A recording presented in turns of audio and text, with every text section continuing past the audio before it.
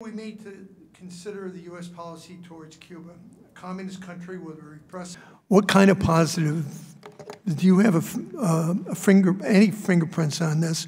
Who was responsible? We even heard the allegations the Russians might be involved, this and that. And so at least from my standpoint, we've got a lot of, well, what happened on this? Because I'm worried about the ambassadors, but I'm more worried about the families and everyone else that can be innocent bystanders or something like this.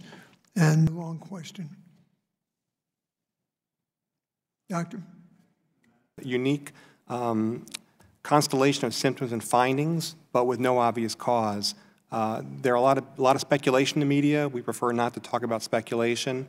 All I know is the experts who have examined the patients are doing everything they can to determine, where the injuries occurred, what part of the brain, and what possibly could cause it.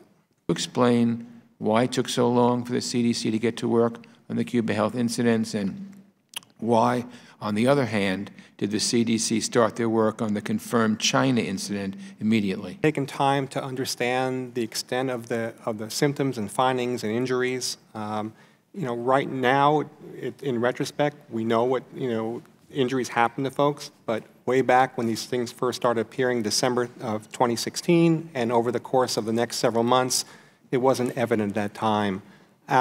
Should American foreign policy treat Cuba differently than how we treat China, with whom we have over $400 billion in trade going back and forth? And if we should treat Cuba differently than we treat China, why? If not, why not?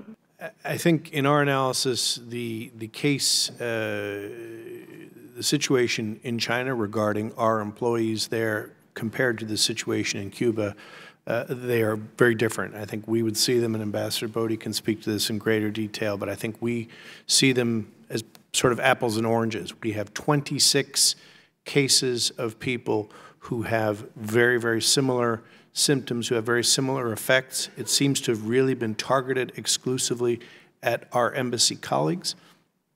Situation in China, to the best of my knowledge, we have one employee who has demonstrated similar symptoms. I don't think our medical experts at this point are prepared to say it is the exact same situation that our colleagues in Cuba have been suggested to. Refer to the events in Cuba as incidents. Ambassador Merten, was this an incident or an attack? One of the two. I think the State Department has come to the belief that, Secretary Tillerson came to the belief that what happened in Cuba is an attack because all the information we have seen is that it seems to be targeted specifically at our embassy and one other embassy that we know of, Canada's employees, diplomats. Ambassador Bodie, incident or attack? Sorry. State Department's come to the position that they were attacks, sir. Dr. Rosenbar, an incident or an attack? I agree with Ambassador Bodie. Mr. Brown? I'd put it in the category of attack based on we have 26 injured Americans.